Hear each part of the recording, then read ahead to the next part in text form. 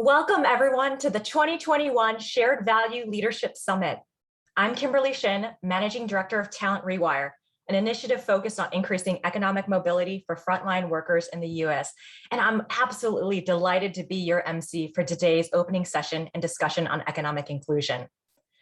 Talent Rewire and the Shared Value Initiative are a part of FSG, a not-for-profit social impact consulting firm seeking to create equitable systems change. The Shared Value Initiative is a global platform for leaders seeking to address societal challenges with business solutions.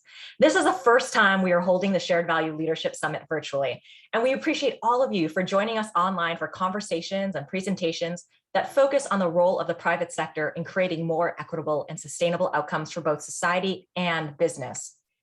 Here's what you can expect over the next 3 days. We'll have public programming from 10 to noon Eastern for each of the 3 days. And each day will highlight a different topic through which equity will be discussed. Today will feature economic inclusion, Tuesday is focused on access to health, and Wednesday will highlight climate action. After we have opening comments from Bobby Sultan and Mark Kramer, I'll be back to speak more broadly about today's topic of economic inclusion. But before we move to our first speaker, I want to take a moment to thank our sponsors for making this event possible and open to the public. Through the generous support of Merck, 3M, Abbott, HCA Healthcare, Procter & Gamble, and Sanofi, we're able to provide the public free access to an amazing roster of speakers and their ideas for change and equity. Now, I know we've been on Zoom for about 19 months now, but a few housekeeping issues. The session is being recorded, and for sessions with audience Q&A, use the Q&A function. And finally, if you're on social media, please use the hashtag and handle noted on the slide. Now, it's my pleasure to introduce Bobby Sultan, Managing Director of the Shared Value Initiative. Bobby, over to you. Thank you so much, Kim. It's great to have you here. And I want to thank all of you for joining us today. I want to send a very special appreciation to the Shared Value Initiative partners who support our efforts throughout the year, as well as the summit sponsors whose generous gifts make this year's event open and free. We really appreciate your belief in the work that we do every day. This year is the 10th anniversary of the idea of shared value, and I can remember the energy and excitement that we all felt when the article Creating Shared Value was published in the Harvard Business Review. We're going to hear more from Mark Kramer later this morning about the 10 years since the publication of the article, the good news and the bad. But we all recognize that despite the contributions of shared value, the world has never been more unequal, and we need to redouble our efforts to drive toward the 2030 Sustainable Development Goals. We are at a pivotal moment. We can choose to move forward in a way that continues to create an even greater divide, or we can choose to imagine and design a more inclusive system that delivers equitable access and opportunities and enables full participation by all groups, regardless of race, gender, class, caste, sexual identity, religious affiliation, physical abilities, country of origin, or geographic location. We are defining equity using the policy link definition, which states just and fair inclusion into a society in which all can participate, prosper, and reach their full potential. This is a decisive moment. The private sector is being called upon to play a critical role. With its abundant resources, scale, and sphere of influence, the private sector can play an outsized role in delivering greater equity. Yet even as companies begin to embrace stakeholder capitalism, few companies are intentionally considering equity in their corporate purpose. And fewer still are adequately equipped to convert their intentions into meaningful action. In order to create enduring change for society, companies must first examine their broad range of practices, policies, and programs, as well as the power they deploy, to identify where their operations and activities are actively contributing to and/or upholding inequities. After this assessment, leaders must identify and implement progressive and, in some cases, corrective action that leads to more equitable outcomes. In line with this need for reexamination, FSG and the Shared Value Initiative, we've been examining our own practices as well and looking at the implementation of shared value in light of the fight for greater equity and justice around the world. We know we need to be more intentional about putting equity at the core of our own work, and we're committed to doing so. We have seen that corporate purpose and shared value are a powerful combination for driving positive, equitable change, and we're eager to expand and advance our work in this arena to create a more fair and just world. We believe that putting equity at the center of corporate purpose and shared value is fundamental to creating real change. This aspiration is ambitious and will require shifts in mindset, culture, knowledge and skill building, new strategies, and ways of operating. We want to be on that journey with companies as a strategic partner in practice, as we know this transformation will not be easy and will take time. To enable this transformation, FSG and the Shared Value Initiative have identified 3 areas of work that we will develop and deliver to help companies fulfill this vision. First, we will help companies put equity at the center of corporate purpose.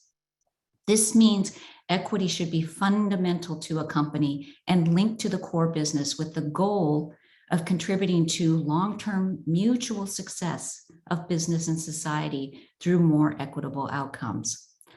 To better understand their role in reducing disparities or increasing them, companies should examine their business operations, identify disparate impacts of current policies and practices, and seek opportunities to create greater equity. Each of these steps should elevate the ideas, experiences, and leadership of those who have been excluded or harmed by corporate practices. Historically, advancing equity has not been considered the domain of the private sector. But given the unsustainable inequities across the globe, economic, racial, gender, class, health, housing, climate impact, society needs companies to be in the business of equity. The moral imperative is clear. We believe the business imperative is too, but it needs to be developed into a concrete, convincing, and actionable case that compels the private sector to act. Making this case is our first priority. Second, we need to take the lead in evolving the practice of shared value. We continue to see shared value as an important business strategy to drive social change at scale. But we need to think about the application in a broader context in an effort to deliver more equitable societal outcomes while strengthening the company's competitive positioning and operational context. Since the shared value was conceived in 2011, its advocates have argued that shared value is the most powerful tool companies deploy to create social impact at scale. Shared value leverages the core business, which allows it to take advantage of the company's innovation pipeline and create even a greater chance of scaling because the increased social impact is actually tied to business growth. While we still believe shared value is one of the most powerful approaches companies can use to create positive impact, we recognize that shared value alone is not enough.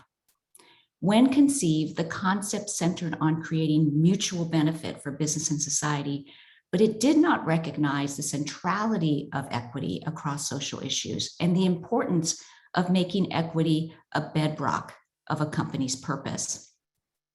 Through our work on shared value, we have observed examples of companies contributing to greater equity through their shared value efforts, while others have missed the opportunity to do so.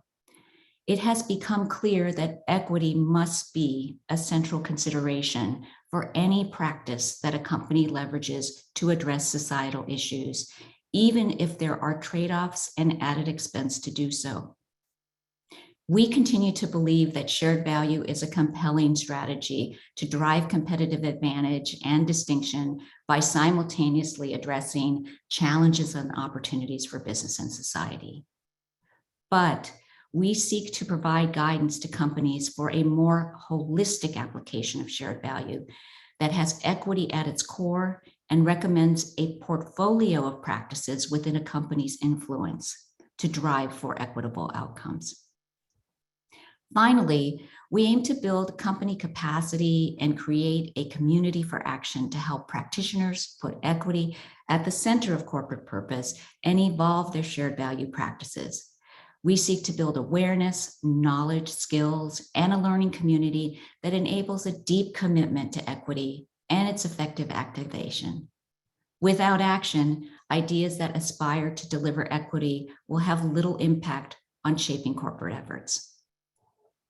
For over 20 years, FSG has worked with corporate clients and partners to strengthen their positive impact on society. And since 2012, the Shared Value Initiative has contributed to this effort to take ideas from conception to action. Over the next 3 days of the Shared Value Leadership Summit, we will hear from companies and leaders who are addressing equity in arenas of economic inclusion, access to health, and climate action. We hope these conversations provide you with many inspiring ideas and specifics to help you activate change in your organization that will lead to more equitable outcomes for people and society as a whole. Thank you again for being with us, and importantly, for the work that you do every day to create a more just, equal, and sustainable world for all. Thank you so much for listening. And Kim, I'm handing it back to you.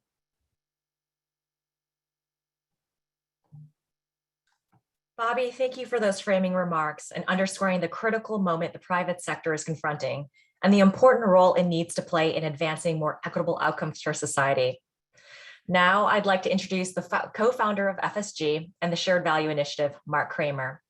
In addition to being a senior advisor to the SVI, Mark is a senior lecturer at Harvard Business School, where he teaches shared value to MBA students and leads the executive education course on purpose and profit. Mark, the stage is yours. Thank you very much. It is a real pleasure to be here today. Let me get my video right, sorry. It's a real pleasure to be here today and to have the opportunity to celebrate the 10-year anniversary of creating shared value. Actually, 10 years almost to the day since the article came out in November. And to be able to celebrate it with Bobby and Alicia and Georgina and Kim, who've been so helpful in sustaining and spreading this thinking, to be able to celebrate it with our partners in Australia and Hong Kong and Africa and India, who have helped spread this thinking around the world. And to be able to share it with all of you, I think the largest single audience we have had from around the world for any of our shared value summits over the last 10 years. So thank you for being with us. You know, I have to say these 10 years sometimes feel like they have gone by very, very quickly. And other days, they feel like it's been a very long 10 years. I have to say I've learned a lot over the years. And for me, the journey that I've been on these 10 years has been somewhat unexpected. Because for me, the journey really started 10 years before that, when I began working with Michael Porter on strategic philanthropy and how to think about the way in which philanthropy can create greater impact by having a deeper understanding of strategy. And that's why we started FSG originally as Foundation Strategy Group, because the idea was to work with foundations to help them be more effective.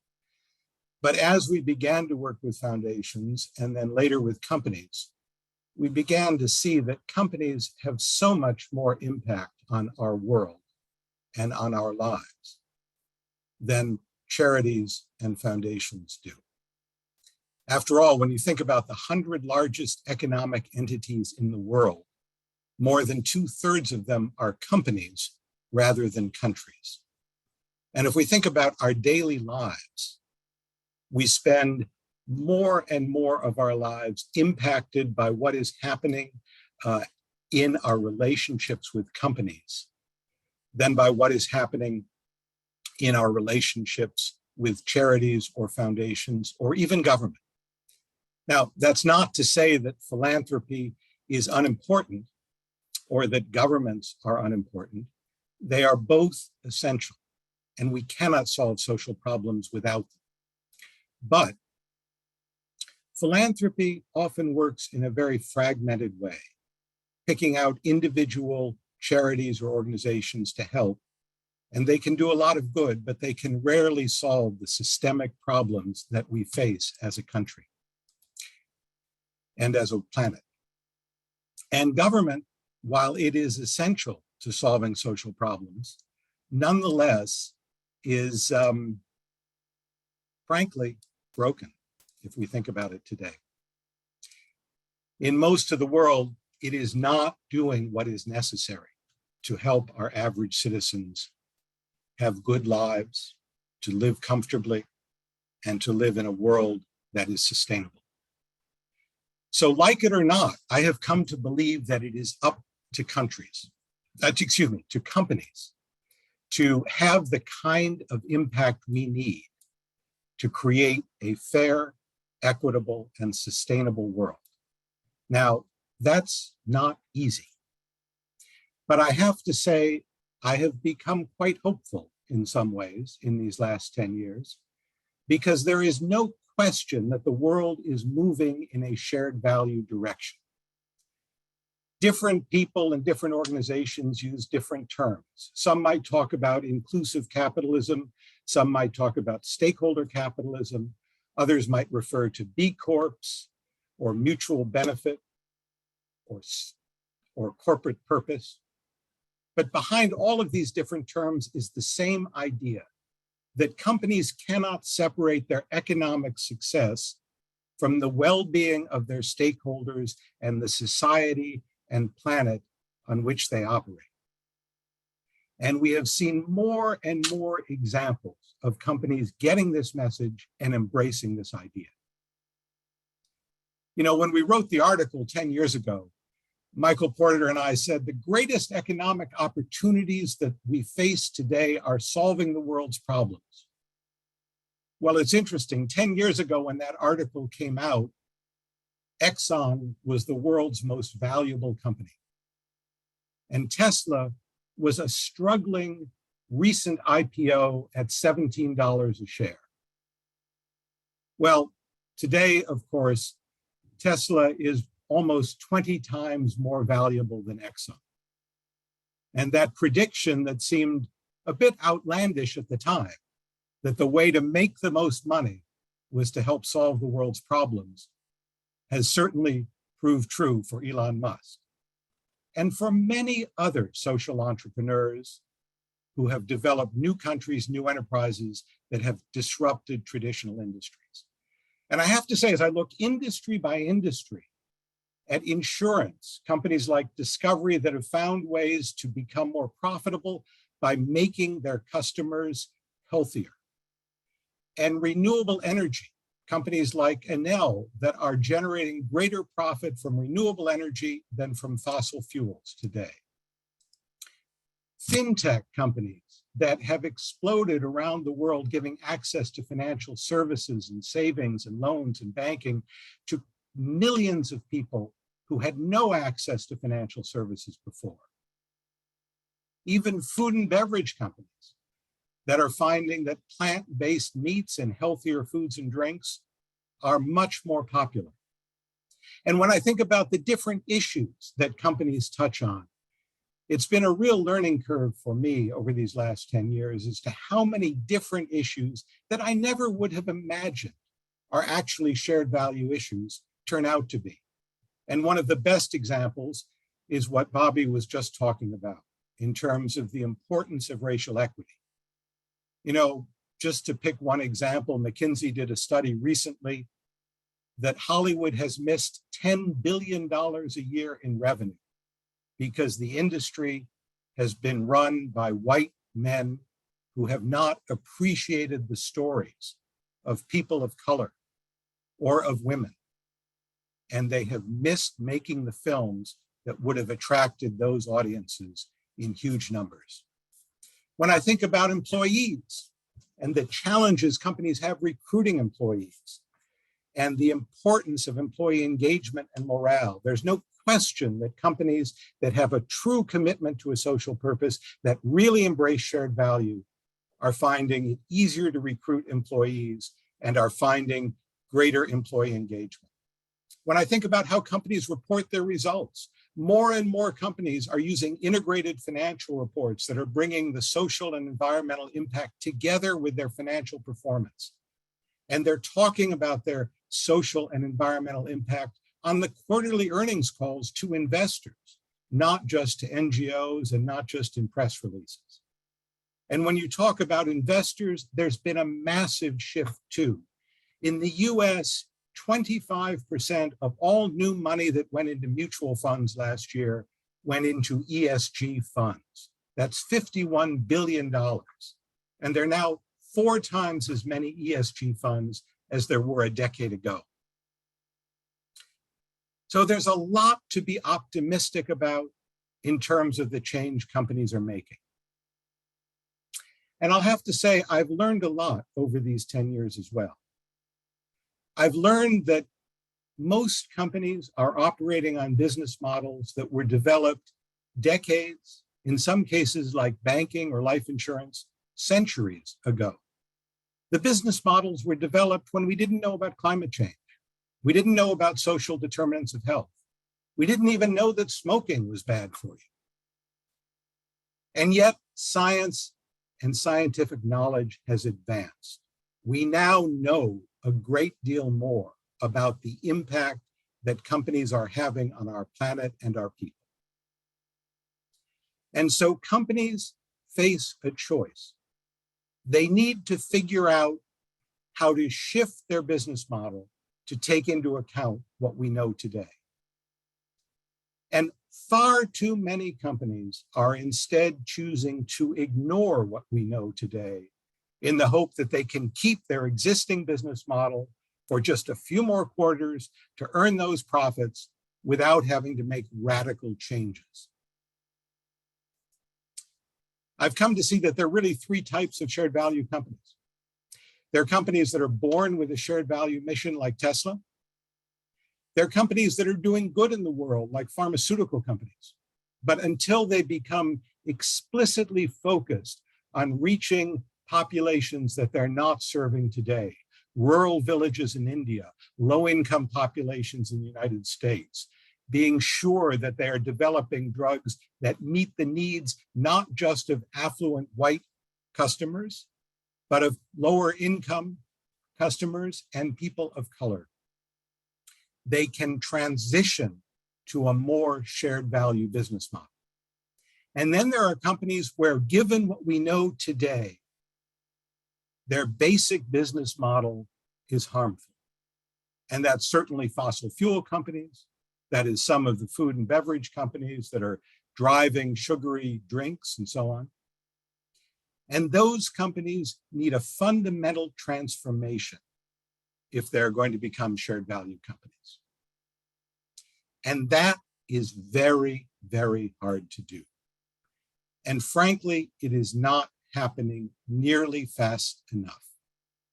And so for all that the world has moved toward shared value, has embraced the social purpose of business, it is nowhere near enough. If we look at what is happening at COP26, even as we speak, if we think about all that money going into ESG funds, but we really don't know what ESG funds are or do. ESG measurement itself is so deeply flawed and inconsistent.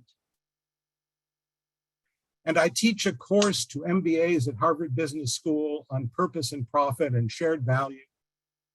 But I find that students come into my class still assuming that maximizing shareholder value at all costs is the goal of business, that social initiatives, that the social impact of business is fundamentally about public relations, not about strategy.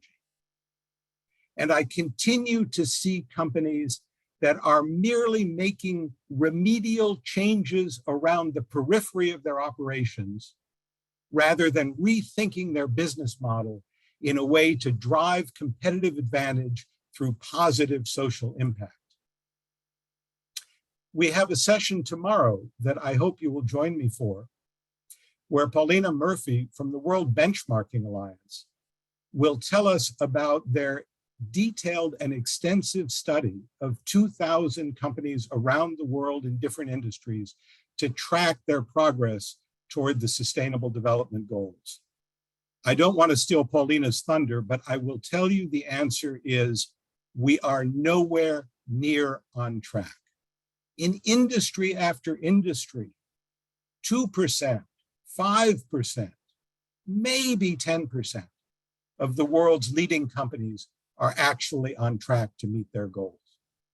For all that we have made improvements in how we measure the social impact of companies, and there have been wonderful improvements, those measurements are still divorced from the business plans and the profit drivers that the companies are focused on. And because the way we measure social impact is separate from the way that we measure business success and profitability, unfortunately, there are all too many companies out there that have made commitments to sustainable goals and have put forward business plans for growth and profitability, but the two are completely incompatible with each other. And because the measurement systems are not linked, companies can continue to do that. So for all the optimism, I have to say, I am also deeply frustrated and discouraged. We cannot continue for another 10 years on the slow and tentative path toward shared value that the world's leading companies have been on this last decade. Now, I mentioned Tesla's tremendous success earlier, and it's really quite remarkable, not just the success of Tesla, but the impact that Tesla has had on the entire automobile industry. Tesla was started about 18 years ago when the idea of electric cars was just utter nonsense. Today, every major car company in the world has committed to moving to all electric cars over the next 5 to 10 years. So from the start of Tesla 18 years ago to somewhere between 2025 and 2030, a total of about 30 years, we have shifted the global automobile industry to a fundamentally new business model, changing everything about their production and operations in a way that is one important step toward a sustainable planet. 30 years may seem like a long time, but to change an entire global industry, it's actually pretty remarkable. The problem is every industry needs to go through equivalent degree of change. The business models we have operated on will not work for a future planet that is livable and that is equitable. And unfortunately, I do not see the kind of massive change that Tesla brought about in the automobile industry in any other industry out there today. Companies continue to prize returning profit to shareholders above all other activities.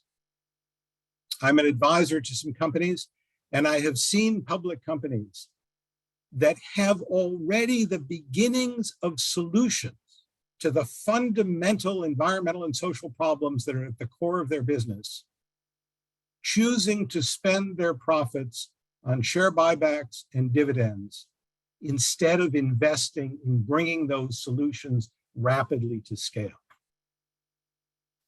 91% of company profits today go either to dividends or share buybacks, rather than being invested in innovation, in growth, in employee wages, and in the steps we need to take to create a sustainable world.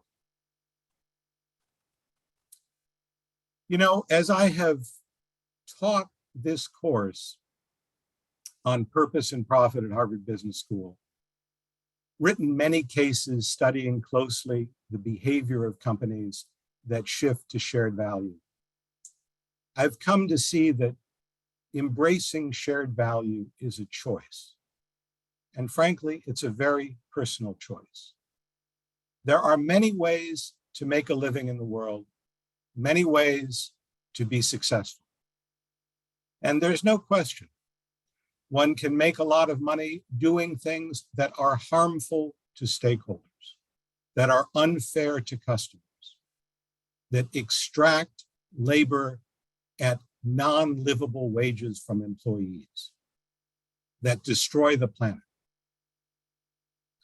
But shared value and everything else we've learned over the last decade and more shows us that there are equally good or better ways to make money in ways that reward employees, giving them economic opportunity and sustainable livelihoods, in ways that innovate to solve the immense environmental problems that we are facing as a planet today, in ways that promote racial equity and the advancement of marginalized populations. There is simply no question anymore that we have a choice about how we want to pursue our careers, lead our companies, and provide for ourselves and our families. We can do it in a way that is fundamentally extractive and destructive of the world around us. Or we can do it in a way that creates shared value. As I talk with my students, I've come to see that it takes real courage, even today, to commit to a shared value approach in how one goes about one's career. It still is not the norm. But the reward of committing to a shared value approach is a more meaningful and satisfying life. Viktor Frankl is quoted as saying that man's search for meaning is the most powerful motivator in life. I've come to believe that that is true.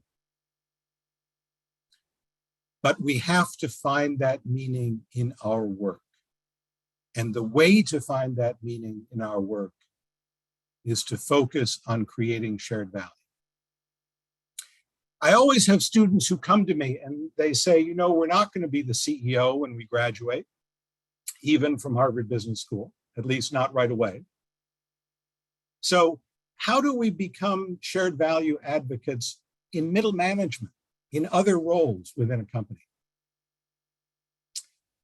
And I've given some advice and suggestions, and to be sure, whatever your job, whatever your role, there are ways to increase the shared value that your company creates.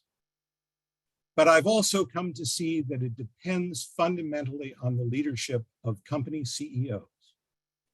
And that if the CEOs and the boards and the shareholders do not endorse the idea of a positive social purpose at the root of corporate strategy,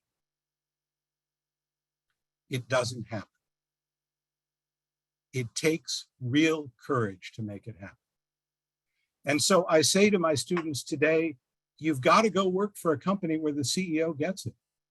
You've got to find a company, whether it is one of these new disruptors that are born with shared value, whether it is an older company that needs to transition to more explicit shared value, or whether it is one of the dinosaurs, like the fossil fuel companies, that need to fundamentally transform.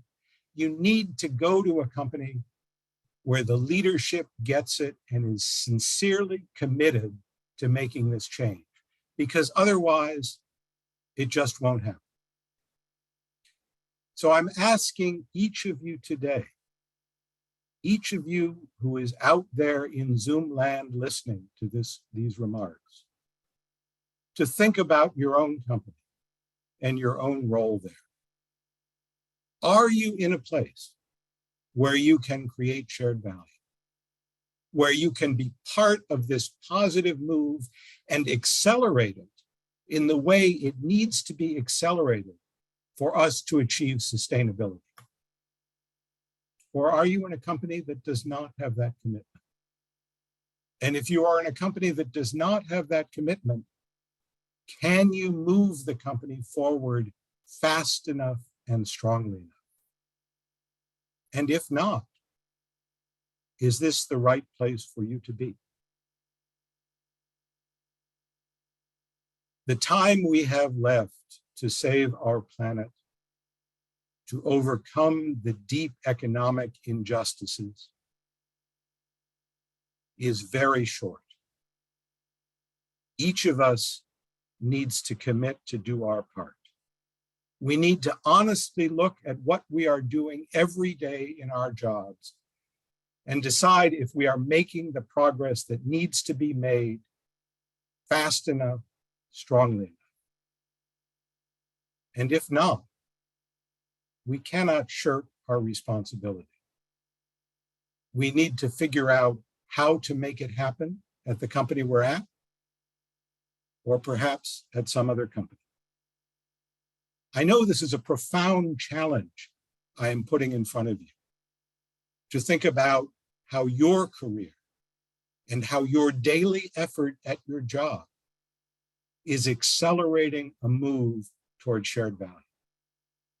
But I believe that is the choice each of us faces. And I believe that the Shared Value Initiative has helped many people figure out how to make that move within their companies or between companies. It has been a powerful way for corporate leaders all over the world to learn from each other how to move more aggressively and more rapidly into shared value. And for that, I am very grateful for the efforts of the Shared Value Initiative and our affiliates around the world. But the ultimate answer is up to each of us. How will we shift what we do to bring about the changes that we know need to happen? And how will we make them happen fast enough? That is the message I want to leave you with today.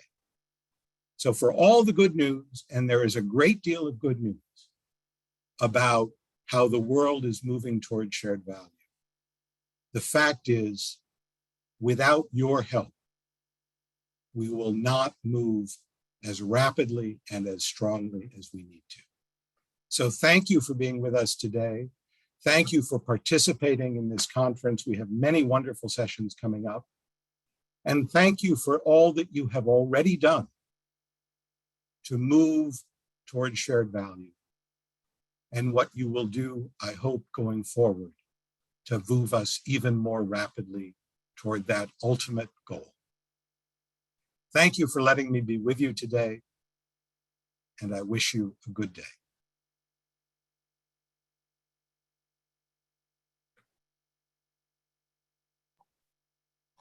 Thank you, Mark, for that review of the first decade of shared value and for the insights and optimism that will help us move shared value into the next decade. We also appreciate how you continue to push our thinking and challenge us to fundamentally rethink our business models and longstanding ways of operating, even our personal choices to achieve the impact we want to see in the world. With those context-setting remarks by Bobby and Mark, let's now move into a focused discussion on today's topic, economic inclusion. As I shared earlier, my team, Talent Rewire, seeks to increase the economic mobility for workers on the front line, particularly women and people of color. We do this through supporting employers like yourselves shift HR practices and policies, but maybe more importantly, the underlying power dynamics, relationships, and mental models that exist within each organization. And engaging with companies, both big and small, from a range of industries, we've learned that the work of economic mobility, and by extension, economic inclusion, is, as Mark shared, the work of disruption. It's disrupting HR and talent systems designed for a workforce that no longer exists. It's disrupting educational systems that provide opportunity to some and not all, disrupting financial systems that preserve wealth within the few rather than the many, and disrupting our own individual beliefs, behaviors, and choices. We've also found that the work of economic inclusion is the work of empathy, of understanding, of being aware of the feelings, thoughts, and experiences of another. In the words of Dr. Brené Brown, empathy is feeling with people. And through feeling with people, we're able to build meaningful connections with them to better inform the solutions we design and implement. In an increasingly diverse and polarized world, empathy is not easy, but it's more important than ever. And I would say requires courage. Economic inclusion, therefore, is both head work and heart work. So as we lean into this topic of economic inclusion, I invite you to bring both your heads and your hearts to today's conversation and learning. Now I'd like to introduce our fireside chat, a discussion between Dan Schulman of PayPal and Darren Walker of the Ford Foundation on democratizing access to capital. Dan Schulman is the president and CEO of PayPal, and under his leadership, the company is focused on democratizing and transforming financial services and e-commerce to improve the financial health of billions of people around the world. With extensive experience in payments and mobile technology, Dan is leading PayPal to reimagine how people move and manage money and how merchants and consumers interact and transact. Darren Walker is the president of the Ford Foundation, a $16 billion international social justice philanthropy. Under his leadership, the Ford Foundation became the first nonprofit in U.S. history to issue a $1 billion designated social bond in U.S. capital markets for proceeds to strengthen and stabilize nonprofit organizations in the wake of COVID-19. Due to a scheduling conflict with our event today, Dan and Darren pre-recorded the conversation on October 28th. I hope you enjoy this dialogue on democratizing access to capital.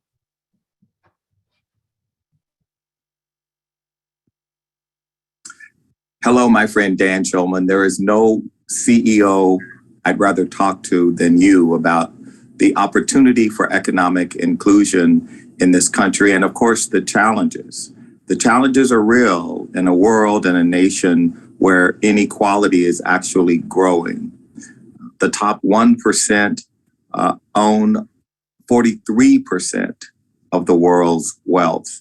We know the history in our country of redlining, of asset stripping, of predatory lending that has worked against the aspirations you and I have of economic inclusion. I'd like you to talk about how you think capitalism needs to be improved, needs to be addressed in a way that generates more economic inclusion, more shared prosperity.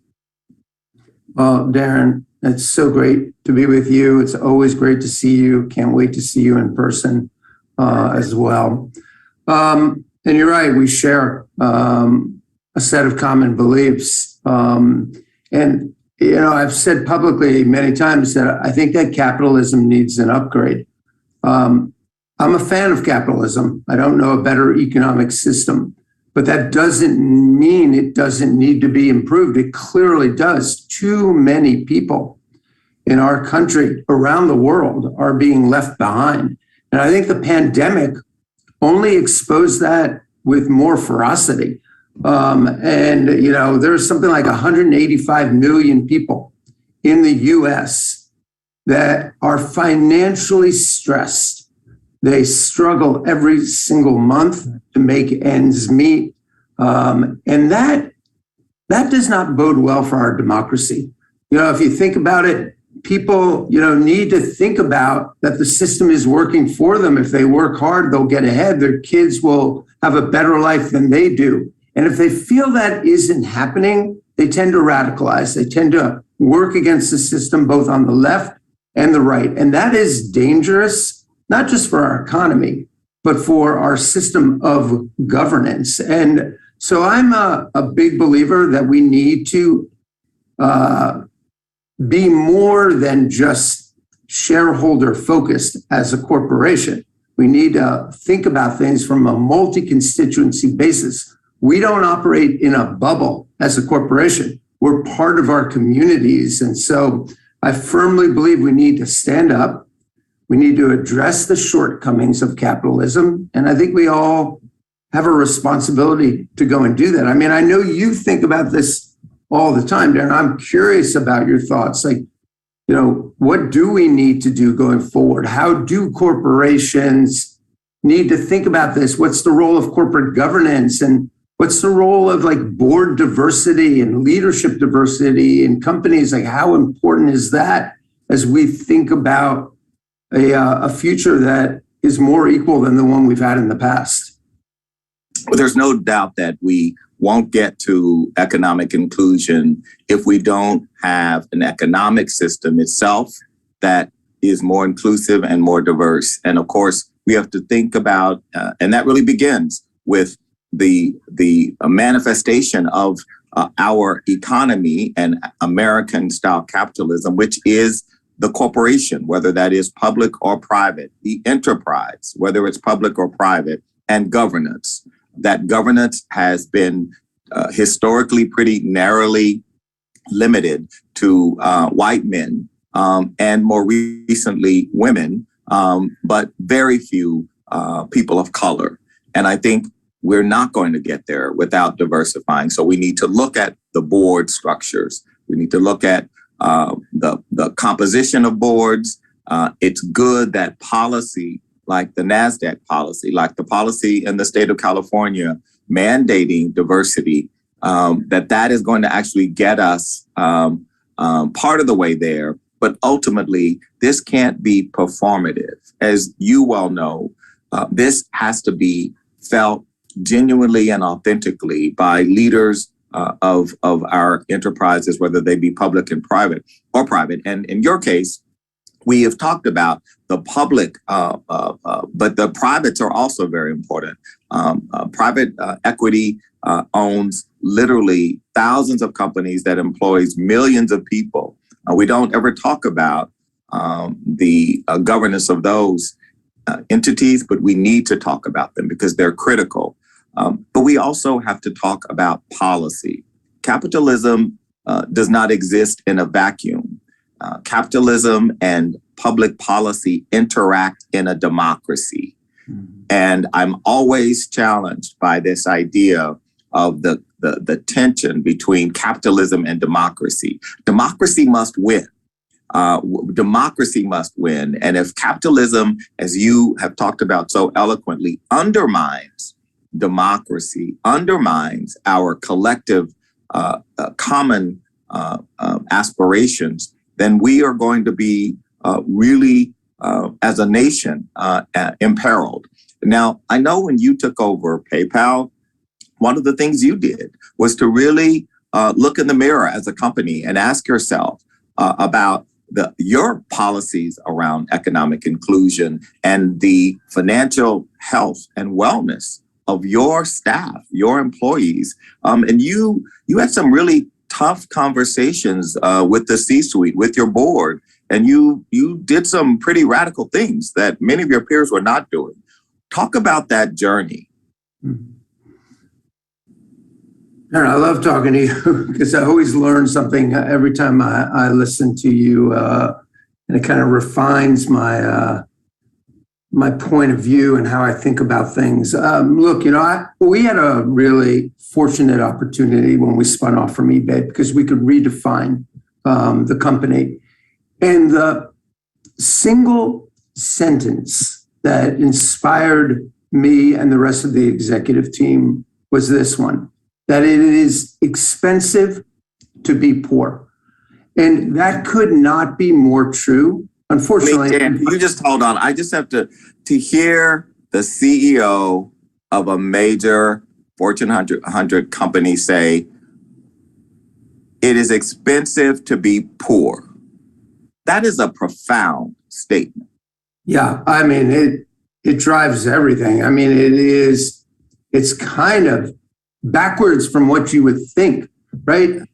The more affluent to cash a check or pay a bill or send money to somebody they live costs them almost nothing, and they can do it instantaneously. If you're less affluent, if you're outside the system, and I told you already how many people are less affluent, it's the majority of our country. those same transactions don't cost 2 times more, 3 times more. They can go from 20 bips to 600 bips, 800 bips for the same transaction. And so you have those that are underserved. They spend almost $140 billion a year on unnecessary fees and high interest rates.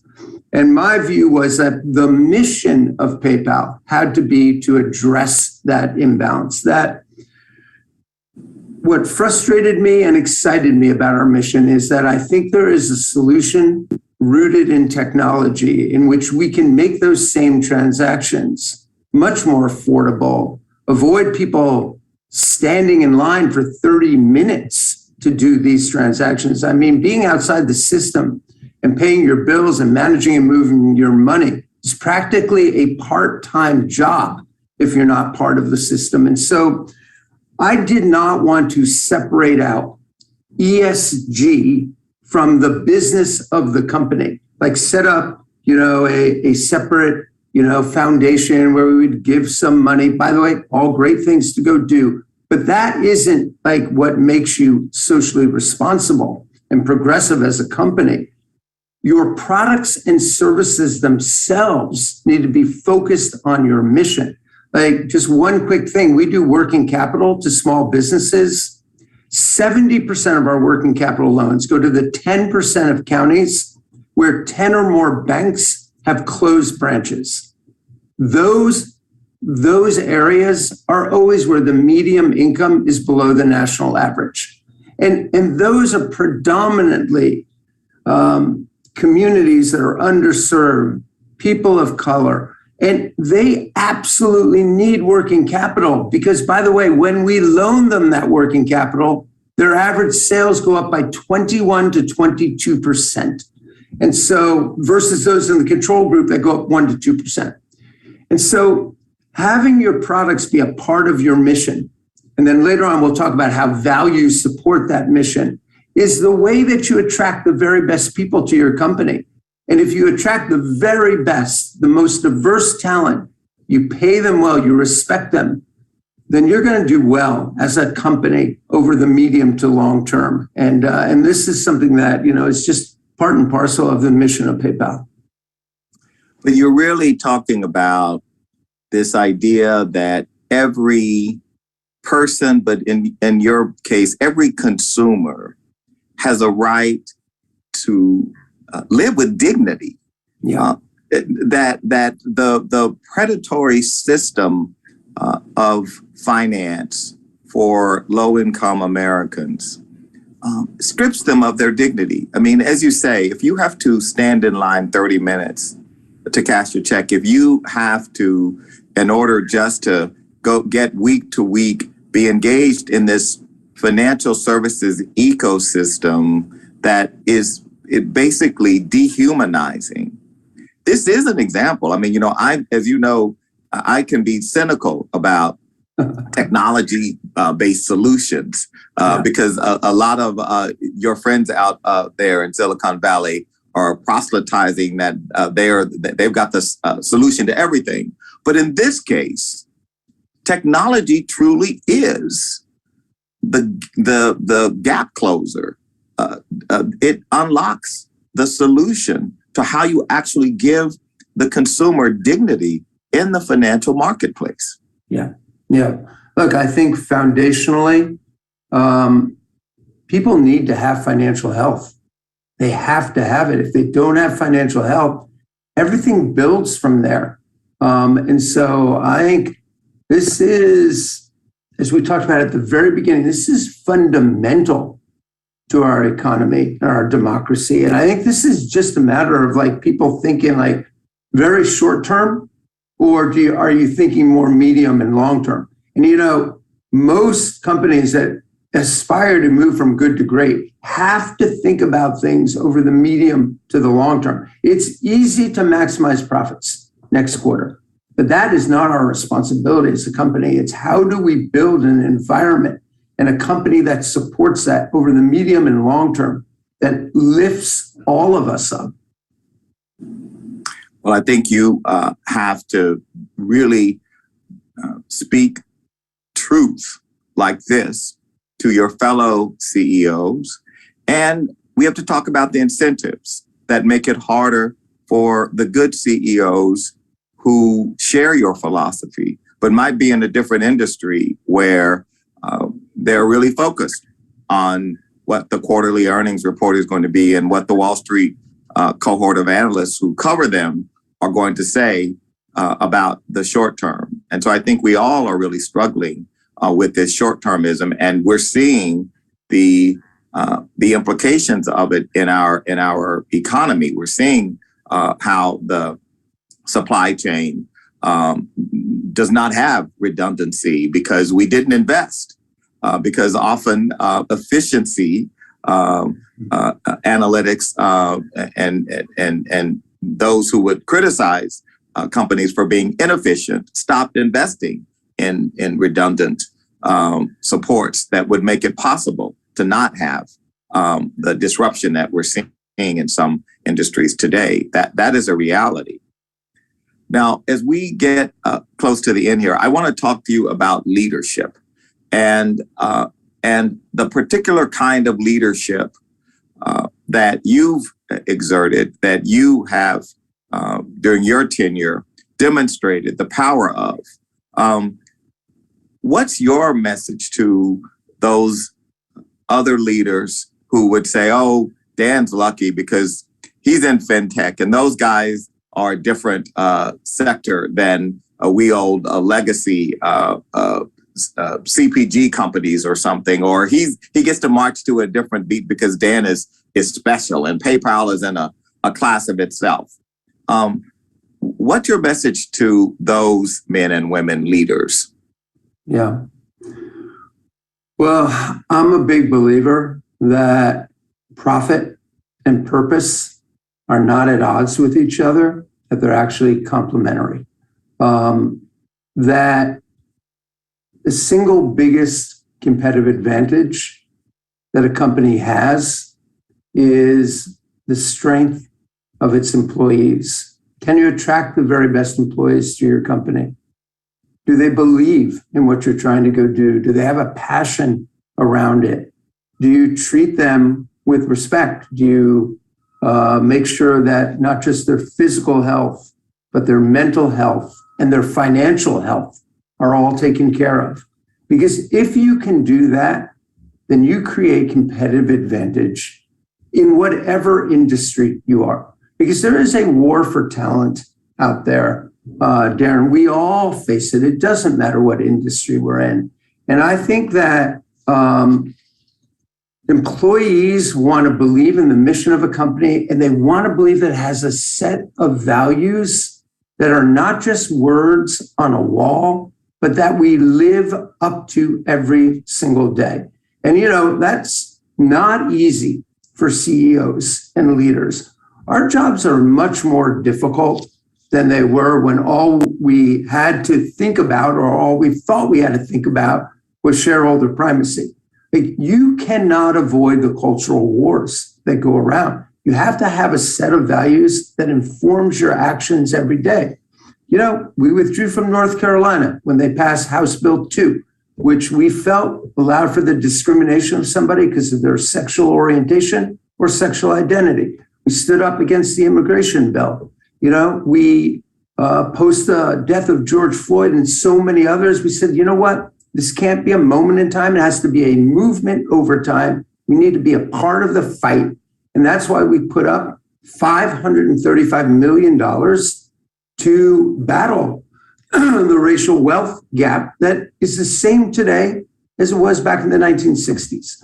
And so I think doing this and standing up and having a mission and a set of values that drive your actions is the right thing for every company to do, because it attracts the right employees.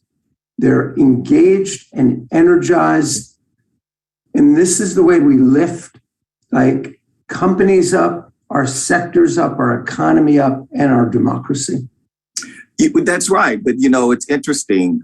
You I would also add a dimension, certainly when I think about you, and that's the dimension of moral leadership. Yes, it's a war for talent, and yes, it will inure to the ROI, EPS, no doubt. But we need in this country moral leaders, and I don't mean moralizing, proselytizing leaders.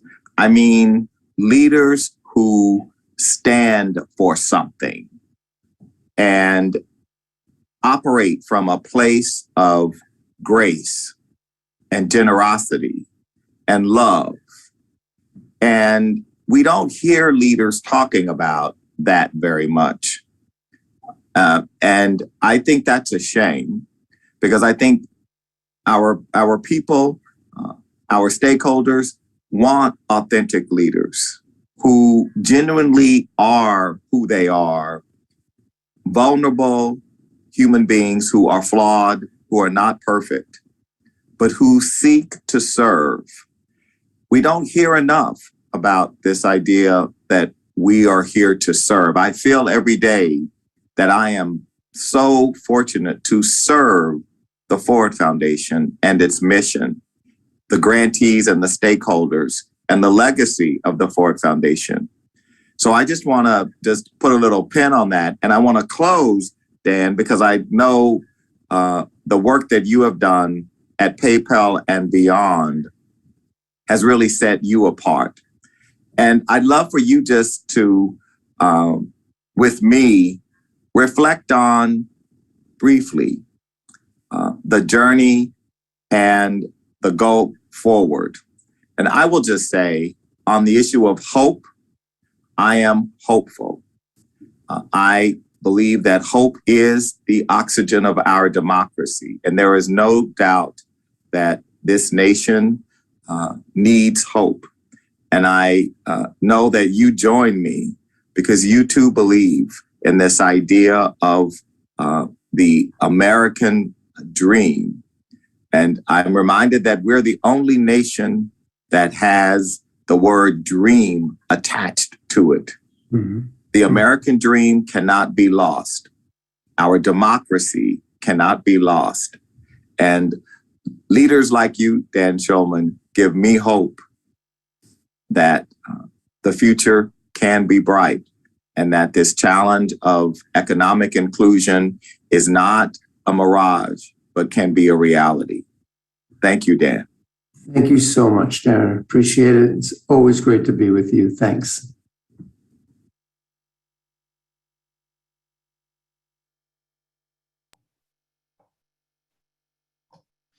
I hope you enjoyed this terrific dialogue between Darren and Dan, and I appreciate them pulling back the curtain to show what it takes to create disruption.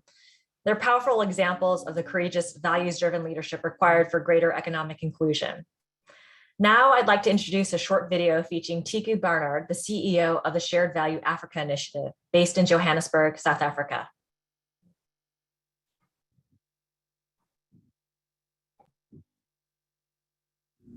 Good morning, afternoon, and good evening from Johannesburg, South Africa. On the Africa continent, the Shared Value Africa Initiative officially launched just over 3.5 years ago, and our continent still has a long, long way to go before businesses truly understand that they have a responsibility to embrace and adopt shared value. I personally have often speculated how different COVID would have been if we had more companies practicing shared value, companies that were more agile and innovative and risk-averse, how different the world would have been today. In addition, with COVID, what if we had more women in leadership positions at large institutions? More women leading the pharmaceutical sector, and maybe the IP for COVID would have been shared already. I love my continent with a deep passion, as I believe Africa is where our real global future is being created. However, we are decades away from any real economic inclusion. Just looking at women in Africa from an economic inclusion perspective, women were and are disproportionately affected by COVID. Change is driven by leadership. Leadership that is bold and intentional and driven by a higher purpose that understand the true value of value creation. In Africa, we have a responsibility to service not just the privileged few. We need to find innovative solutions where we can profitably include and serve the sectors of our society that have been excluded for far too long. We, as the Shared Value Africa Initiative, believe that creating shared value is all-inclusive and does not exclude any stakeholders, thus ensuring that we leave no one behind, especially our women.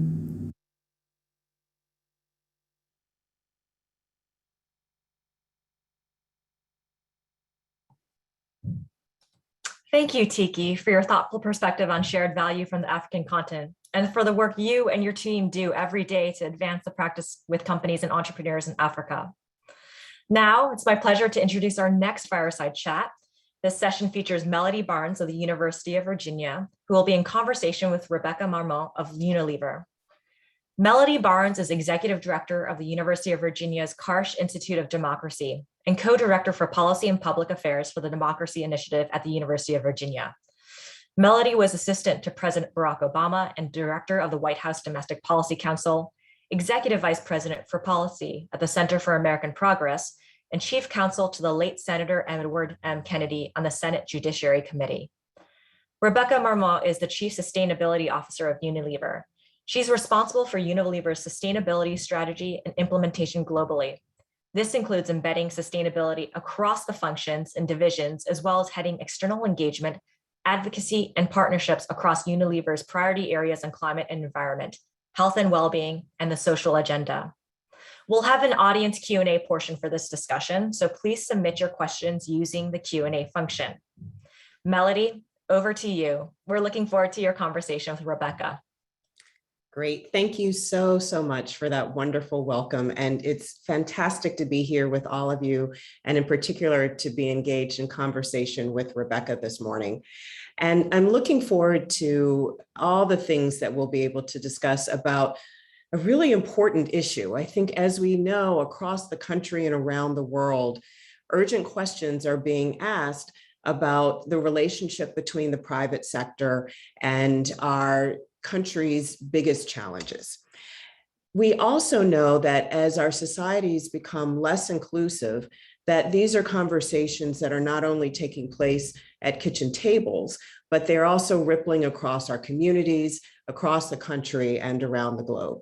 That people are deeply concerned as they see this lack of inclusivity having a deep effect on the fabric of our communities, of having a significant impact on the loss of faith in institutions and the ability for our countries to respond to the needs of their populations, and in some cases, even affecting the norms in our countries.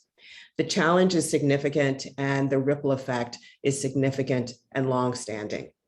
So as a result, Rebecca and I want to have a conversation about just that, the relationship between the private sector and one of our biggest challenges, which is economic inclusion.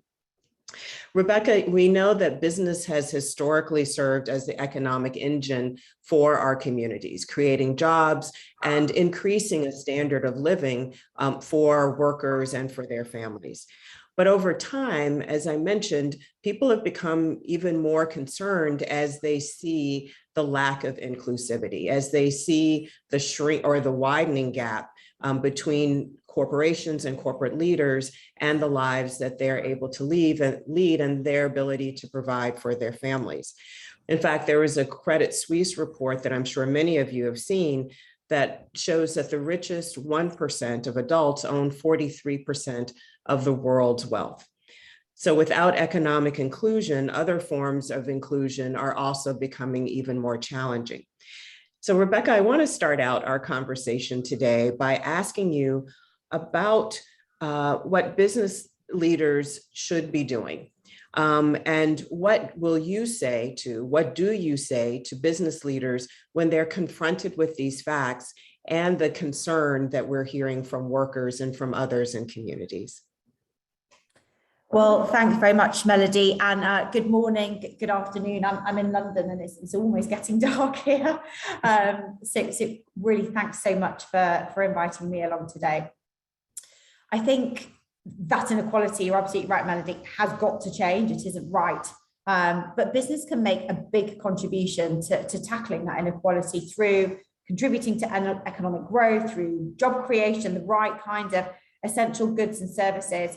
Businesses that only exist for the benefit of a tiny minority destroy trust in institutions and in the private sector. And we've seen that so much recently. It's come through in studies like the Edelman Trust Barometer. Trust is at an all-time low of big institutions.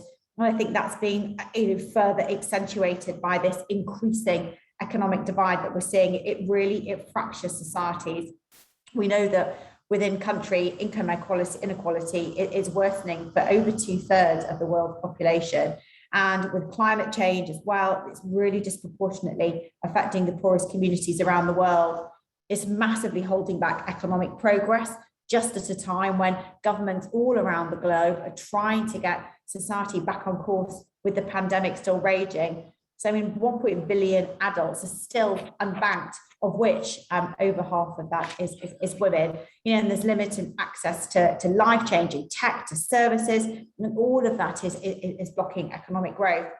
And I think when we look back pre-COVID, already we had a fractured society broken up by gender grouping, by age grouping, by race grouping. And unfortunately, in many instances, I think that has been exacerbated by the pandemic as well. We've seen global billionaire wealth increase by $3.9 trillion, whereas global workers' combined earnings fell by $3.7 trillion. And we know that lots and lots of studies from many different countries around the world have shown it's those economically disadvantaged groups that were hardest hit by COVID. I think I got back from the COP taking place in Glasgow here in the UK yesterday.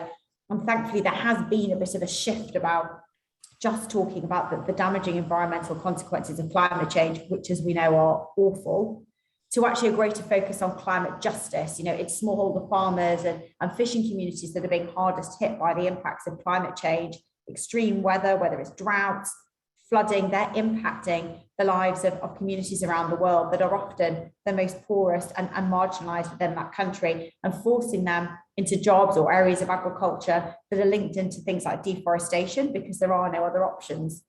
So I think business has a massive, massive job to do. What we've tried to do at Unilever, and I see other companies thankfully now starting to do this, is fully integrate sustainability into our value chain, because as companies, businesses are only going to grow, actually truly grow, if the communities that they're serving are prospering as well. So what we've tried to do is take that process in 4 stages. So we say we need to get our own house in order. We then need to work right the way across our value chain. So for a company like Unilever, that's from the sourcing of our raw materials, our crops and commodities, working with smallholders through the manufacturing process, and then out into the communities that we're serving. And often that's sold through, might be small scale retailers or large retailers, but really thinking about how do we put economic inclusion and sustainability at the heart of all of those different touch points. And I say, lastly, this isn't something that we can do just as Unilever or just as individual businesses. This inequality issue is pervasive. And what we need to do is have the right kind of approach, a bit like a sort of social equivalent for net zero. So there's groups now recently set up like the Business Commission to tackle inequality, where you've brought together lots and lots of different businesses from different sectors to actually look at how do you have a proper business model that understands the importance of the economic imperative, and really make sure that communities are consulted in how businesses are growing. Yeah, Rebecca, that's fantastic. I mean, you've talked about building this lens into the business model. So it isn't something that's marginalized or sitting on the side, but it's part of the air that a business is breathing as it's doing its work. And to that end, I want to do a deeper dive on what you all are doing at Unilever. Unilever is a huge company, and it is an umbrella for a number of iconic brands. I mean, I think you all are probably making money, a lot of money just on me alone, on Ben and Jerry.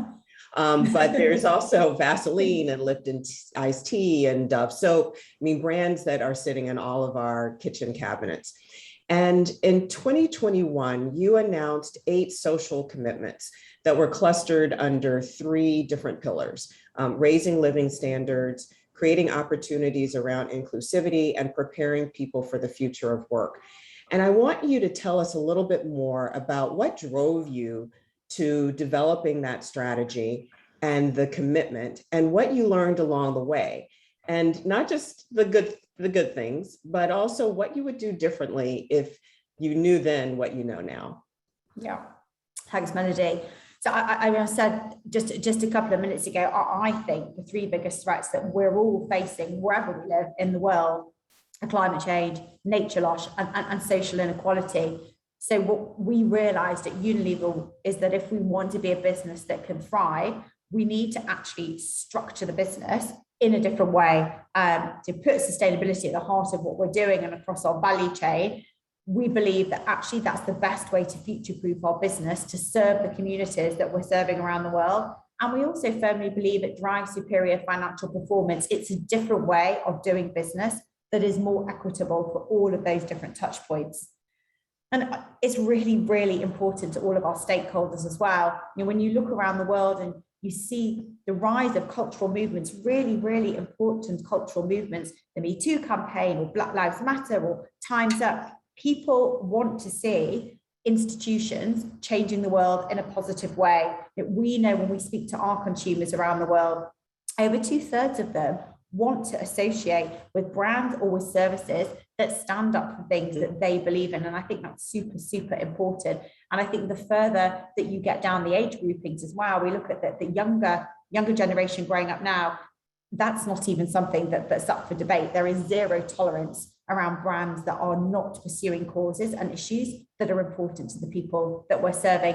And we've also seen this as well changing in the investor community. You know, ESG now is really mainstream, and I'm pleased to see in the context of this conversation, the S, the social part of that, is also gaining increasing prevalence, which is absolutely right. So specifically in terms of the commitment that we made around fairer and more socially inclusive society. So underpinning all of that work is our focus on human rights. So absolutely, that's got to be first and foremost. So we set out a whole raft of different actions. We made a commitment to make sure that fair living wage is paid right the way across our value chain by 2030. So we're trying to build a movement towards living wage economies. And that's not just us at Unilever, that's all of our immediate suppliers as well. So as an example, we had a big event back in August, Partner with Purpose, where we got together our top 450 suppliers. And actually, we've already got them now to commit. So 80% of them are also committing to doing that as well. I'm really starting to see much more galvanized actions through things like UN Global Compact or the Business for Inclusive Growth movement. Here in the UK, where I'm based, is the UK Living Wage Foundation, and it's setting up a global group as well to try and do the same thing. So different companies, different sectors, and bringing in civil society and trade union participation. And another big focus area that you talked about, you mentioned we've got 3. So living standards is one. Second big area for us is equity, diversity, and inclusion. I'm really looking at how can we challenge social norms and perceptions. So what we need to do, again, at Unilever, we always take this approach, get our own operations sorted first. So making sure we've eliminated bias, any discrimination in our own practices and policies, and making sure that we're accelerating much better diverse representations right the way across the business, all different levels of leadership. We need to look at our supply chain, that second stage. And we're spending now 2 billion euros a year with what we're calling diverse businesses. So making sure that we're bringing in companies that are controlled by underrepresented groups. And of course, that changes depending according to the country that we're operating in. Sometimes it might be LGBTQI+, it might be people with a disability, it could be particular ethnic minorities in a different country. And entrepreneurship is a really important and powerful way to be able to empower those groups and bring them into the procurement roster of a big global company like Unilever. And then I think the third area really important and probably one of the greatest, I think, responsibilities, but also opportunities that we have is through the power of our brands. And Melody, you talked about some of those brands like Ben & Jerry's and Dove. Around the world, 2.5 billion people are using our products every day. So the way that we choose to advertise and market those products can have either a massively positive or negative, if we got it wrong, impact on stereotypes in society. So really looking at how do we portray the people in our advertising that are talking about the products and services that Unilever have. So we want to make sure that we're increasing representation from diverse groups across all of our marketing. So for example, and taking that through as well to the actual products themselves. So we've just launched a Rexona deodorant specifically designed for people, for example, with disabilities. So really making sure that we're talking about and showing and portraying communities in a more positive way in our advertising, but making sure that's backed up by product innovation as well. And then, of course, that's also the right thing to do in terms of growing our business. There's so much talk and so many stats around how tackling inequality is the right thing to do for business. It can really close the living wage gap, generate an additional $4.5 trillion every year. So business should be acting on this more. But I think when you come to challenges, it's daunting that the size of what we have, just as Unilever have set out to do, it is daunting. The paying living wage aspect is challenging. We're dependent on working across our supply chain. We need to look at different countries with different legislations, making sure that we're working with governments, with trade unions, with the right kind of stakeholders in different countries around the world to move and shift the needle in that way. It's hard work and it takes a lot of time. And I think, as I mentioned, being at the COP this week, really as well, looking at those interlinkages between the work that Unilever is doing on our environmental commitments around net zero, around water usage, etc., and the social, and making sure that we put that social justice lens into the work that we're doing on our environmental commitments. So, I mentioned at the beginning, for example, thinking about why our farmers in markets where we're sourcing, for example, cocoa, why might farmers be working in a way that isn't necessarily contributing to regenerative agriculture? It may even in fact be contributing to deforestation. And that's because we need to have the economic and social unlocks in place to allow people to be able to thrive. So really complicated, and it requires a very joined up approach from business, from civil society, and from government, all working together. Well, Rebecca, you've touched on a number of different challenges that, to use your word, are daunting. And the work that Unilever is doing to try and take steps, and also to engage with those in your business chain and other partners. One of the issues that I think it's critical for us to talk about is, in fact, young people, the young people who are coming into the workforce.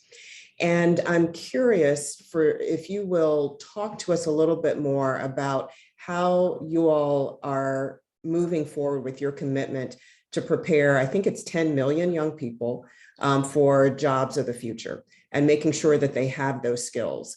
And tell us how you all are going about that, and what those skills are, how you are making the changes that you see as a result of the work that you're doing every day, and as you're projecting forward. Melanie, I feel positive and excited actually when we talk about the future and young people. The world and this fourth industrial revolution that we all talk about is just so radically reshaping the world of work. And COVID, as you and I talked about a bit at the beginning, has further disrupted people's jobs and people's livelihoods. And I think we're both, I can tell, joining this call today from working at home, very different kinds of work patterns that I think we're all getting used to, much more flexibility, and really trying to integrate people's home and personal commitments into that work-life balance. Really, really important. I saw a study the other day from McKinsey saying about 1/5 to 1/4 of workforces, certainly in advanced economies, could actually work from home 3 to 5 days a week without loss of productivity. So hopefully bringing a bit more balance.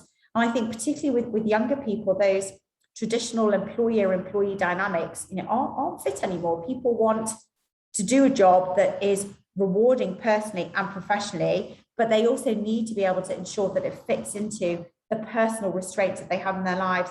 Thinking about working mothers, people with responsibilities for looking after others in the home, we need to be able to create much more flexible environments that actually recognize individual circumstances, and that they actually value the openness and the adaptability that brings. So when we were looking at how do we structure our own business in response to all of these changes, and also we think about in automation, you think about AI, new skills that people need that we don't necessarily have at the moment across the world in our global workforce. So we set out a commitment to equip, starting with 10 million young people with the skills that they need for jobs by 2030. We know, and I worry about this, younger people I know in my personal life, but we see this across the world. Those economic impacts of COVID are falling really heavily on young people. They may well and almost definitely have had their education disrupted over the past 18 months. Often younger people are working in sectors like retail and hospitality, where perhaps there isn't that same job security. They're bearing the brunt of reduced company hiring in many different countries around the world. And there is a lot of unemployment really high among young people. And then at the same time, we hear back and we read in the papers and we see on the news that businesses and employer groups are saying that many young people are ill-equipped for the world of work today. There is, in many different countries and around the world, a real emphasis on academic attainment in our education systems. It's all very much around making the grade. And of course, we don't need to delve into the reasons or the explanations now, but you can see straight away that depending on the education and the opportunity that you might have had, if you've not been able to go and grow up in an environment where perhaps you've got those right academic qualifications, you're already massively unfairly at a disadvantage. And then beyond, even if you have had the fortune and opportunity to get an academic education, actually we hear all the time now from employers that even with the right kind of academic background, it's actually about skills. It's around creativity, it's around collaboration, it's around communication, around critical thinking. So we've got, on the one hand, young people not able to find relevant jobs, and we've then got employers saying they're not finding people with the right kinds of skills. And I think that mismatch of skills and demand and supply is really leading to a massive crisis in youth unemployment. We need to build the right kind of talent pool for our future young people growing up to be our workers of the future in a much more inclusive way. We've seen, I think a study I read the other day in the UK, nearly a third of employers now report having difficulties filling jobs here in the UK, yet at the same time, the youth unemployment rate is increasing. So I think we've got to think much more around access to pooled training opportunities, thinking much more around how do we give young people the right kind of practical opportunities to learn new skills. So I think volunteering is really important. I was reading a study in Nigeria the other day that volunteering was hugely important in helping to prepare young adults while they're at school for how to join the labour market, even before they finished. A program that we've been working on in South Africa called Level Up, it's a youth employability program, really trying to increase the work readiness of young people coming out of school. Things like Frontline Academy, a global platform to develop skills of young people, help them to get jobs, really trying to encourage a much more entrepreneurial approach. So recognizing it's not necessarily, well, it isn't about academic attainment, it's about using your skills, developing your own ideas, encouraging people to be more entrepreneurial. So something that we've also been looking at is how do we take our existing workforce and make sure with all these crazy macroeconomic changes going on and changes in society, talked a bit about technology and AI, that actually we can reskill or upskill all our employees to have the right kind of skill set by 2025. The pandemic has really accelerated automation. And for employees who are working, for example, on some of our machinery, we want to make sure that they're reskilled and they've got the right kind of skills to be able to move into a different sort of job. And then I think going back to the beginning, we were talking about different kinds of employment models now. So we want to provide all our employees with different kinds of flexible employment options. And I think there's a big call to action there. It's the responsibility of all of our businesses, whatever sector we're in, to ensure that our people are future ready. That's our responsibility to make sure that they have the right skills in place for how that they can succeed. Well, I completely agree with so many of the things that you were saying. One of the things that you said really caught my eye and made me think about some of the work that I've been doing, the critical thinking skills, often skills that people refer to as soft skills, which is a term that I really dislike. They're not soft skills. I think of them as power skills instead. And what we know, and I used to be on the board, and I'm still involved with an organization here in the States called Year Up. And we know from our studies that employers will often hire for technical skills, but they fire for the lack of those power skills.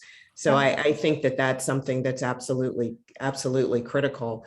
And I also think about, again, in some other work that I've done with the Aspen Institute, I think about some of the young adults that I think you were alluding to, that if they don't have those education credentials or the right education credentials, that they can find themselves in dire circumstances. We often refer to that cohort of young people as opportunity youth. There used to be language around them as being disconnected youth or at-risk youth, which are negative ways of describing them when they see themselves as full of opportunity and interested in opportunity and ways that they can contribute to the workforce and to their communities.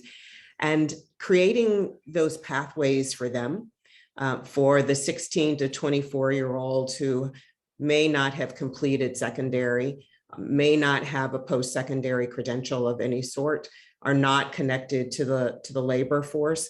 Creating and building pathways for them, we have seen to be enormously fruitful. And young people who are then able to build on those early credentials to get well-paying jobs, family wage sustaining jobs. And that also not only has an impact on them, but also on the impact that the children that they may be raising, so their families and their communities. So I think that that's something else that's important. And then I think, and we don't often talk about it enough, this idea of preparing young adults, sometimes also older adults, but young adults to be citizens. And I mean that very, very broadly. And by that, I mean with the skills and the tools so that they can actively engage in their communities. And I think be active members of a labor force, but also helping to articulate their desires for their communities and for their countries along the lines of what you have been describing across this conversation. I think that's such a vital point, Melody. I really do, because all of us, we've all got multiple personalities. There's our jobs, there's what we do at home, there's what we might do in our personal private lives. There might be a sports club that we're a member of. There might be a religious group that we're a member of. And I think you're so right, is joining up those different facets of the different parts of your life and really thinking about how do we all want to live in a more positive way, thinking about those different touch points that all of us, different groups that we're all part of. I think you're so right, but I find it fascinating listening to you actually around this future work, because I know you've done so much research and work in this area about preparing young people for jobs of the future. And I think there's such a responsibility for us in our generation, but also a massive opportunity to take some of that and really help young people for the jobs of the future. Absolutely. And I would love to delve deeper into this, and we'll save that for another time, because I do want to take a question from the audience. And the person has asked, do you think systems change requires a different kind of collaboration? So as we're trying to get to these large scale changes, does it require us to work together in a different way? What do you think? 100%. I think, I alluded to a model we use at Unilever that we affectionately call the onion, because we say it's all about layers. So we say the first part is you get your own house in order. The second is you work on your value chain. The third is you work through the power of your brands. But then the last part is, what can you do in terms of changing the system? And I think when you start to really think about the stakeholders that are within your ecosystem, it's a much more meaningful way to try and tackle a program or a problem. Something we've been doing on the environmental side for a long time, about 10 years or so, was looking at how do we better work with our consumers who are using our home care products and portfolio to help them to reduce their carbon footprint. And we spent so much time talking and listening and trying to understand the barriers and the triggers to get people to live a more reduced carbon life, try and get their own personal carbon footprints down. So if you were talking to people who were using a washing machine in a developed market, we were talking about turning down the temperature, doing a short wash cycle. And then actually, of course, what we realized is, if you work on the systems change instead, and you really lobby for a renewable energy infrastructure, that's a far more effective thing for us to do across the business community, working with governments, working with civil society groups, because you're actually changing the whole energy infrastructure rather than just thinking about the individual and his or her own responsibility. And I think that's exactly the same on tackling some of these social issues. I talked about what we've been trying to do with things like the Living Wage Coalition. If Unilever, which we are doing, is committed to the living wage across our own network by 2030, that's great. But actually, really, if you want to change society, you need everybody to be paying living wage by 2030. So you need governments to actually raise the minimum wage to make sure that you're providing much more equitable opportunities for everybody, not just for the few that happen to be involved with a particular company. And I think when you look at, sometimes it's working pre-competitively on these big issues, other times it's working with governments, it's listening to civil society groups and understanding the context. I think then that's the only way you get to systems change. I think the point as well that I was talking about 10-15 minutes ago around the role of advertising as well, and really looking at not just Unilever in this example, but actually across the board. We set up a group called the Unstereotype Alliance with UN Women that originally focused on how were many different companies around the world portraying gender in their advertising. And again, a shared set of commitments from a whole host of different companies and organizations around changing gender portrayal and advertising. And then now, as we move forward, we're starting to think about other areas too. So, for example, portraying people with disabilities in advertising. But I think if you don't try and work on that systems level change, inevitably it's going to be a lot slower. Rebecca, I think we just have literally a couple more, well, not even minutes. But one question that popped up that's a reference to a comment you made earlier about flexibility. The person asked, why do you think the pandemic was the way that led us into these conversations about flexibility? Do you think that that's here to stay? Have we really learned the lesson from the pandemic? If you just want to respond very briefly to that before we have to sign off. I think they always say, necessity is the mother of invention. I think around the world, we had no choice about working from home. All of a sudden, many companies, governments, organizations around the world had to quickly swap to working from home because of the pandemic. And I think that forced us into making changes very quickly and very efficiently. And actually, I view that as something quite positive, because I imagine at Unilever, if we debated working from home, we'd still be talking about it 18 months later, like any other business, because of all the ramifications. And I think when you're forced into having to take action, you see actually the positives that can come. So I hope, we talked about climate change and taking action there. I hope the same thing happens on the social agenda too. Less talking and thinking and debating and more action straight away, because we've seen as a global community that we can do that when we need to. And, and I hope therefore we'll see that coming through on this debate as well. Wonderful. Thank you. Thank you for that. And I know there were some questions about my comments about opportunity, youth, and measurement as these pathways are being built. I would suggest, since we're out of time, the Opportunity Youth Forum website at the Aspen Institute that I'm affiliated with provides some really meaty information about that. I'm sorry we didn't have a chance to go longer, but Rebecca, I do want to thank you so much. It's been wonderful to be in conversation with you this morning, this afternoon, or this evening, given where you are. And thank you so much for sharing the work of Unilever. I look forward to so nice to meet you, Melody. Thank you. I really appreciate it. Thank you so much. You as well. Take care. Bye. Thank you, Rebecca and Melody. I appreciate how your conversation really builds on themes we've heard throughout the day, themes of disruption, fundamentally rethinking business versus tinkering around the edges, and ascribing dignity to others. Dan and Darren mentioned earlier that every consumer has a right to live with dignity.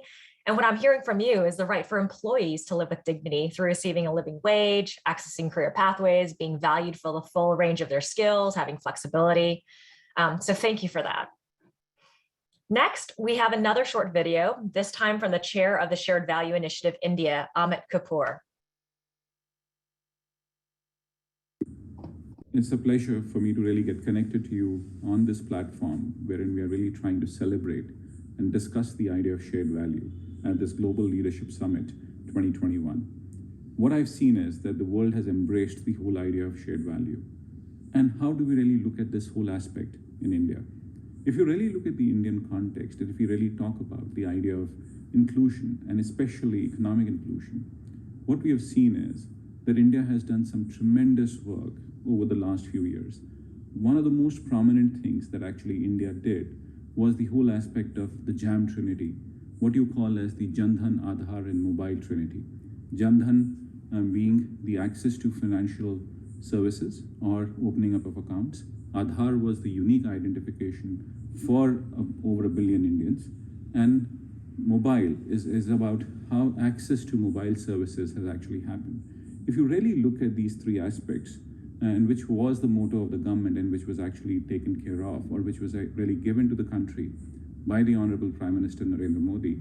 But what we have seen here is that the corporate world has done a tremendous job of really building up the ecosystem around it. When you really talk about Aadhaar, of course, it was actually done by the government, but if you really look at the two aspects of financial inclusion and access to internet, was something tremendous that was done by the new age companies and new age enterprises, especially if you really talk about financial inclusion. How Paytm has actually done something exceptional is a case study to see. When you talk about something like, say, mobile access, what Indian enterprises have done, especially Jio and Airtel, they have been able to take access to over 700 million people at a very cheap price. Today, when we are really talking about the Indian context, we are talking about 1 GB of data at less than something like, say, close to about 1 GB of data every month or every day of a month for 100 rupees, which is about $1.25, which is something very, very exceptional. And these are all shared value constructs that have actually happened, and they have actually taken India by storm. What we are really seeing here is that how corporate world can actually create business models which really talk about financial inclusion or economic development, and which in turn also create social progress. So when we talk about shared value, it's a celebration of how people can actually work together to create a better quality of life or better ease of living for the citizens of the country. Thank you. It's an absolute pleasure to get connected.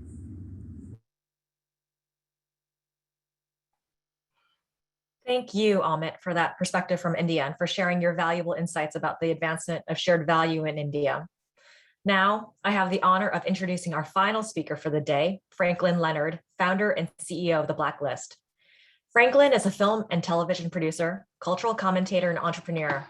He's the founder and CEO of The Blacklist, the company that celebrates and supports great screenwriting and the writers who do it via film production. More than 400 scripts from the annual Blacklist survey have been produced as feature films, earning 250 Academy Award nominations and 50 wins, including Juno, King's Speech, and Argo. Franklin's here to share his perspective on the cost of anti-Black bias in the film industry. Franklin, to you. Thank you very much for the introduction, Kimberly. I'm just going to keep talking and make sure that my audio is good. So if I could get confirmation of that in the chat, that would be ideal. Working from AirPods because there's construction happening next door. But thank you very much for that kind introduction. For those of you who don't know me, I'm Franklin Leonard. I'm reasonably certain that I'm the least well-known person on the agenda today, so a brief introduction probably makes sense. I run a company called The Blacklist. It's a web-based company for screenwriters, television writers, producers, agents, studios, and talent that began as an ongoing but rudimentary data study to find the best screenplays in Hollywood. And notably, for today's purposes, 2 years ago, Harvard Business School found that controlling for all other factors, movies made from scripts identified by that ongoing study make 90% more in revenue than those made from scripts that aren't. The for-profit company that my team has built since builds on that insight and in many ways functions as an industry metal detector in an almost infinite field of haystacks to identify the best writing and best writers in a now global film industry. It is very much a shared value business in its DNA, and if you'd like to learn more, don't hesitate to contact me. But today, I'm actually here to talk about other work that I was involved in that incidentally also has to do with systemic failures in value identification, or put another way, with people leaving a whole lot of money on the table as a result of bad corporate decision-making. And in order to do that, we need to take it back to June 2nd, 2020. Some of you may recognize that as Blackout Tuesday, a week after Derek Chauvin's murder of George Floyd, 81 days after Breonna Taylor was shot and killed in her own home by police, and 100 days after George and Travis McMichael shot Ahmaud Arbery while he was out on a run. My social channels, and I'm sure many of yours, were filled with Black Instagram tiles and corporate solidarity statements with Black Lives Matter, asserting that silence is complicity and that we must all do better, and many other such sentiments. And I have to admit, it was a very surreal experience for me personally. Many of those statements came from Hollywood companies, and I found myself unable to ignore the gap between these workshop platitudes that I was seeing on my phone and laptop and the words and actions that I'd experienced daily as a Black man working in the industry for the last 2 decades. 2 weeks later, my former employer, McKinsey & Company, they're getting a lot of mention here today, made a substantial pro bono commitment of global work to advance racial equity and economic empowerment among Black communities. And I remember thinking, well, if you want to study inequity and disempowerment, do I have a story for you? And as a representative of a loose assemblage of Black Hollywood executives called the Blacklight Collective, I reached out and asked them to study the state of Black people in Hollywood. In March of this year, they released that study, and it's titled Black Representation in Film and Television, The Challenges and Impact of Increasing Diversity. Now, this is a rather anodyne title, but to those paying attention, its findings are rather earth-shattering. At its uppermost levels, as Dr. Kramer has already mentioned, Hollywood is run by white men. This is not exactly surprising, but possibly surprising is that the American film industry is the country's least diverse sector. It is less diverse than natural resources, than finance, than medicine, less diverse even than Donald Trump's cabinet was. And probably as a consequence of this, Black talent has been systematically shut out of creator, director, and writer positions. This is all findings of the McKinsey study. Black actors receive fewer chances to succeed at every stage of their career than their white peers, regardless of their results. That Black talent is in aggregate often last in and first out, already represented. We're most vulnerable to industry market shocks. And there remain massive financial and social barriers to entry, which have outsized effects on members of the Black community. And again, as a consequence, Black content receives smaller budgets, on average between 25 and 40% smaller, less marketing when those films do get made, on average about 5 to 15% less, and distribution in fewer international territories, on average about 30% fewer. In general business terms, the industry underinvests in product development, underinvests in product manufacturing, underinvests in marketing its products, and fails to make many of those products available in markets where demand very much exists. And I have to acknowledge at this point that there's probably an instinct here to think, well, if any business can lay claim to progressive values, specifically on diversity and inclusion, it must be Hollywood. It's the one place where, as they say, the only color that matters is green. And believe me, I've heard that many, many times throughout my career, but that simply isn't the case. what McKinsey finds is that despite that underinvestment, despite that undersupport, despite that underdistribution, Black content actually delivers a 10% better ROI than equivalent white content. And most remarkably, the aggregate cost of the industry's anti-Black bias likely exceeds $10 billion every year. And that's roughly 7% off the industry's $148 billion current annual revenue. And I think it's important that we remember here, this is only anti-Black bias.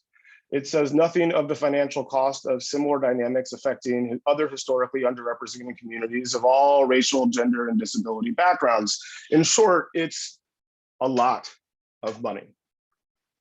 And obviously that's the cost that attracted the most attention in the New York Times and myriad financial and Hollywood industry publications, but there was an underreported conclusion, an underreported cost, not just to the industry, but to everyone. And I'll quote it here. Both on and off screen, Black talent is pigeonholed and funneled to race-related content, which often plays into stereotypes. Now, of course, this isn't exactly news to anyone who has watched a Hollywood movie or television show going back to Hollywood's first ever blockbuster, Birth of a Nation, a lost cause epic that not only solidified in white America's imagination the view of Black men as criminal predators, it also rebirthed the Ku Klux Klan and gifted them the iconography, the burning crosses, the white robes that they deployed in a resurgence that left thousands of Black people hanging from trees throughout the United States. Unless you think that Hollywood couldn't possibly continue to misrepresent Black people as criminal threats more than 100 years later, a 2016 Vox study found that 64% of on-screen gang members were Black, while a Justice Department study concluded 5 years prior found that only 35% of gang members in America were. I imagine that it's not also news to anyone that the stories that we tell each other influence the way in which we see the world, each other, and ourselves, especially when those stories are told in literally every form from 40 feet to 4 inches high and distributed around the world instantaneously.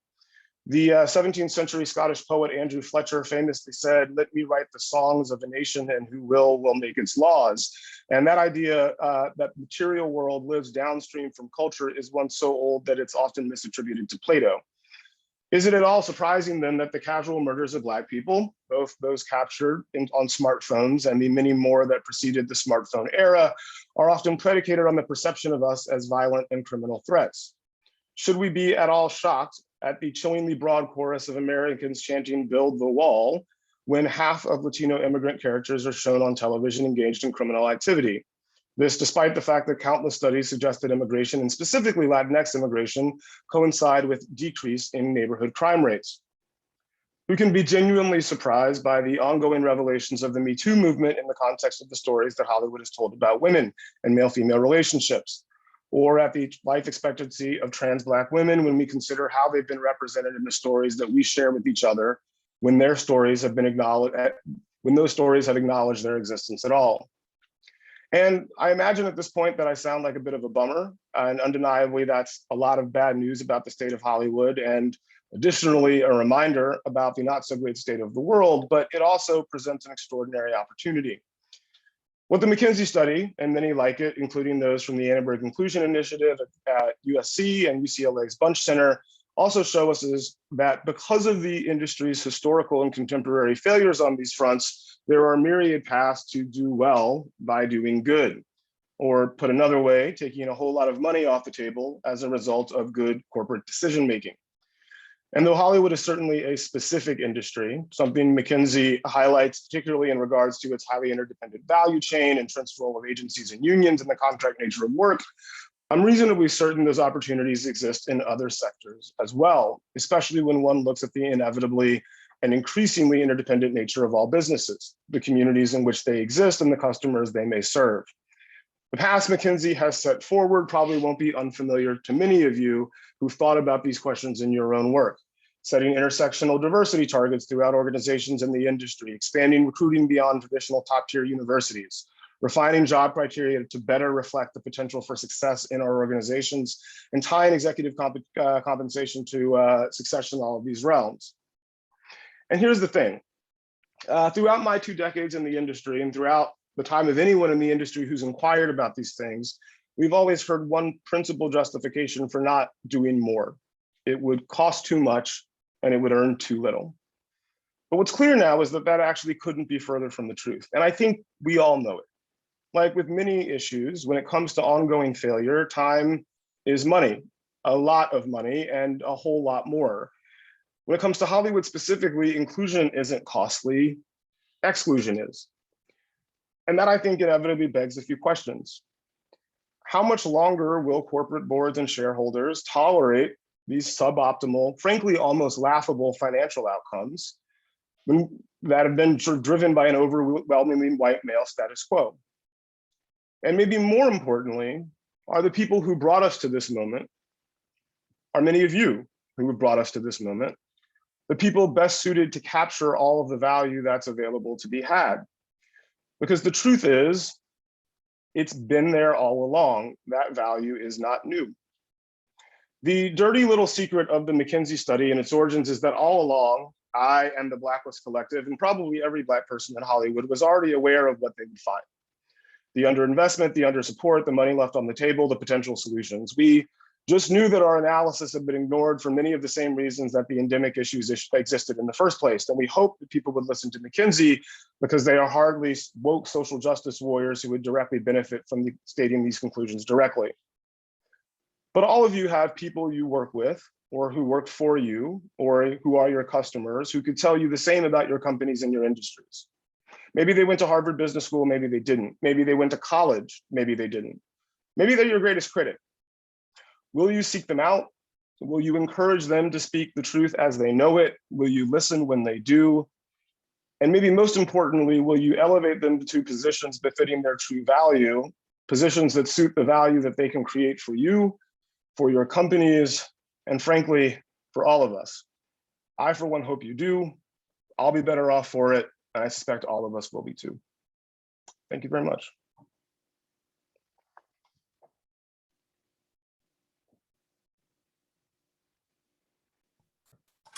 Thank you, Franklin, for those powerful and sobering insights about the cost of anti-Black bias, the cost of exclusion.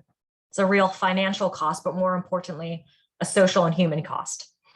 Thank you also for highlighting the opportunity to shift mindsets and behaviors to create shared value, not just in the film industry, but for all sectors, all of our industries. What a great way to close this session on economic inclusion. I'm coming away with a lot of great learning. And one thing that's particularly resonating with me is something that Darren Walker from Ford Foundation said, that hope is the oxygen of our democracy. We're the only nation that has the word dream attached to it. And it's for that American dream that my parents immigrated to this country from South Korea. I want to thank all of the speakers who contributed to today's event and the first day of this 3-day summit. I also want to thank our sponsors again for making the summit available to the public. Lastly, I want to remind our partners to log into the private session with Mark Kramer and Bobby Sultan that will begin shortly. Thank you to our audience for joining us today, and we hope you'll join us for tomorrow's session focused on access to health. It promises to be another powerful lineup of speakers, ideas, and commentary. Thank you again for joining us.